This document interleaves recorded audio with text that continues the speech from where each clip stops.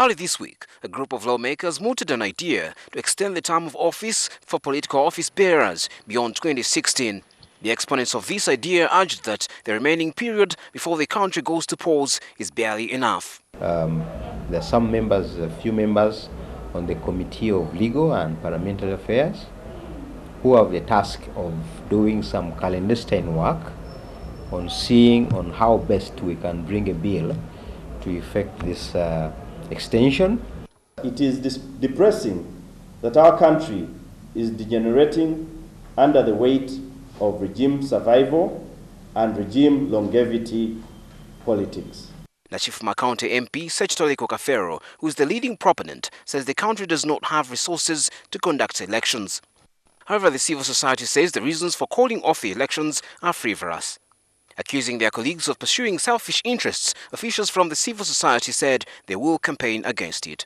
Where are you going to get the 290 billion, which is Engineer Badru Chigundu's budget for a national election, within this very short period, after conducting the two exercises, in a situation where our development partners like Sweden, Norway, and others have already withdrawn part of their financial support to Uganda? So this issue of we have to deal with the electoral reforms, constitution, and all this, that is too simplistic to warrant an extension that the government is talking about.